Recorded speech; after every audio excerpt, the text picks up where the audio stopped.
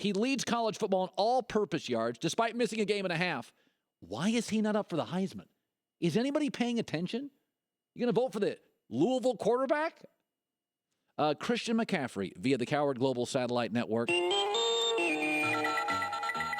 the way, let me ask you. Your dad played in the NFL. You go to Stanford. You got an amazing coach, an amazing life. Does the Heisman mean, Christian, anything to you? I mean, what's its value to you?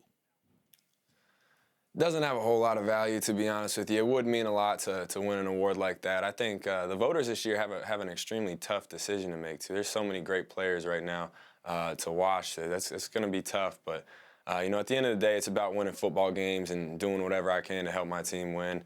I think that's what the sport's always been about. And I think you see a lot of great individual players who have great teams, who have great guys around them who help them do all that stuff. So just very fortunate enough to be able to play with some awesome players and have some success in my career.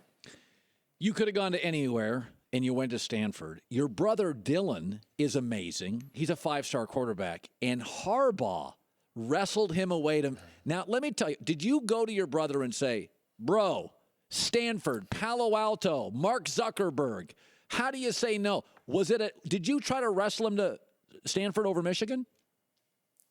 I didn't at all. No, I think it's his decision to make, and I think he's going to be an unbelievable player in the future, and can't wait to see what happens. And Harbaugh knows what he's doing when it comes to recruiting and getting players, and he just felt Michigan was the best choice for him. And I think it'll be great for him. I'm excited to see what he can do. He's a heck of a player. Him and my other little brother Luke playing the state championship this weekend over in Mile High. So I'm excited to watch him in his last game and be able to root him on in the future. Christian, I've always said Stanford, if they ever offered one of my kids, I would just tell all the other coaches it's not competitive. They're going to go to Stanford. Like the last time we were scheduled to have you on, you had a midterm, and so you couldn't come on. Give me an idea. Is there an easy class that I could take at Stanford and get a B?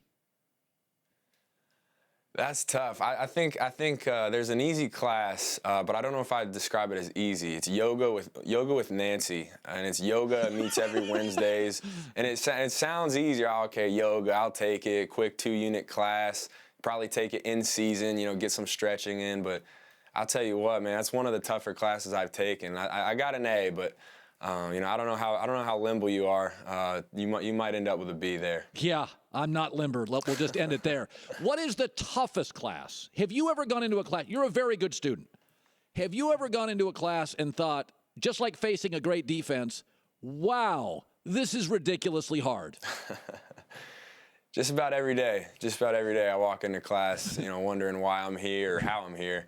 Especially when you got so many guys. I don't know if it's the class that necessarily scares me. It's just how quickly all the other students understand what's going on before me. So I'm constantly having to grind and get tutors and do the whole thing because half the time I'm lost in class. But when you're around a lot of people like that and you're in some pretty cool classes with some pretty cool people, it makes going to school fun and pretty motivating as well.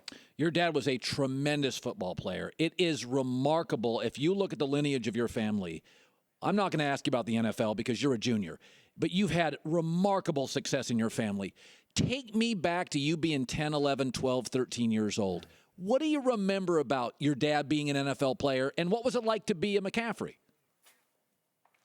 It's a very competitive household. A lot of sports going on at a lot of the same times, and I don't remember a whole lot. He retired when I was about 5 or 6, but I do remember a couple pictures just around the house and being able to go on the field after the games, after they would win in Mile High Stadium with my older brother. And times like that were a blast. And there's pictures hanging up all over my house where you can kind of look back on and really appreciate that. I think there was one in Sports Illustrated after the Super Bowl. I think it was after they beat Green Bay. Yeah. And I had a curly afro, and there's confetti flying. I don't remember it, but just kind of looking back at that picture, knowing I was there is pretty cool. David Shaw has had opportunities to go to the NFL. Roger Goodell has said, David, would you leave? He stays at Stanford. How do you think, because you've only played at Stanford, what's David meant to you?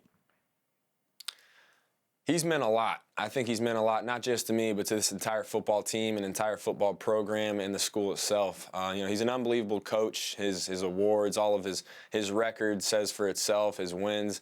But at the same time, I think just being the man he is, being the role model he's been to all of us, it goes so beyond football. And I think that's what he's brought to Stanford and especially our football program is, he always says that two things that matter most is playing great football and graduating. And that's something that we take to heart. And, the fact that he cares so much, not just about football, but about the kind of men we are and about the kind of education we're getting. And, it speaks volumes to his character and to him as a leader. Well, you were second in the Heisman last year. Taking out your return yards, you're averaging 174 scrimmage yards per game, more than any of the last 4 Heisman Trophy winning running backs. You got off to a little slow start this year. As the season goes on, I try to tell fans this all the time, is that last year I think you guys lost to Northwestern in the first week, and then by the end of the year, you're a different football team. Try to explain to fans sometimes the difference between September and late. What happens to improve a team? It's tough. It's tough to, especially when you lose a couple straight games to really bounce back. But I think that the best teams and the best football programs don't get down after losses, because I think it's very easy for fans and for a lot of the people in the media when someone loses a game or a team loses a game, they're hassling them, they're down on them, everybody's questioning them and freaking out and going up in arms. And we prepare for adversity all summer, all spring, all winter when we're training. During our runs, during our lifts, we prepare for tough times, and that's part of the game. You can't win them all. There's teams. Every team loses at least once in their career. If you haven't, then I applaud you. But I think it's something where you have two options after you lose. You can fold as a team and start blaming everyone and pointing fingers, or you can look yourself in the mirror and pick your head up and get back to the practice field on Monday and try to work out the kinks. And that's the best part about college football, is that you got a game in a week. Win or lose, you can't celebrate too much, and you can't get down on yourself too much, because you play pretty quick. And especially in our conference, you play a good team in about 6-7 days. So it's extremely important just to bounce back, not worry about it at all, and do whatever you can to win the next game. Yeah, you guys are 9-3. USC's on fire. People buried the Pac-12 early. Stanford now's good. USC is good. We know Washington's good. Colorado's good, and Washington State will make a good bowl. Kristine, an absolute pleasure. Just tell me the name of the next class you're going to. I want to be impressed. What is the class called that you go to next? The next class is Physics 240. Wow. It's not what it all sounds out to be, but it's kind of tough. Physics 2. Intro to Nuclear Energy. Yeah. Oh, good Lord. Good Lord. What's your grade in that class right Yeah, now? what is your grade in that class? I have an A. I love telling people I'm in that class, though, because don't let it fool you. It's a great class. You learn a lot, but it's you write 2 papers, one in the middle of the quarter and then one at the end of the quarter, 2 short papers, and that's it. But you do learn a lot, but I love telling people, oh my gosh, you have your reaction, and then you kind of tell them that it's only 2 papers, and but they're 2 papers graded on a curve at Stanford, and I'd get like a 16 out of 100. About nuclear science. Nuclear anything is tough. Kristine McCaffrey, good luck to you. Say hi to the coach for us. Sounds good. I appreciate you having me on.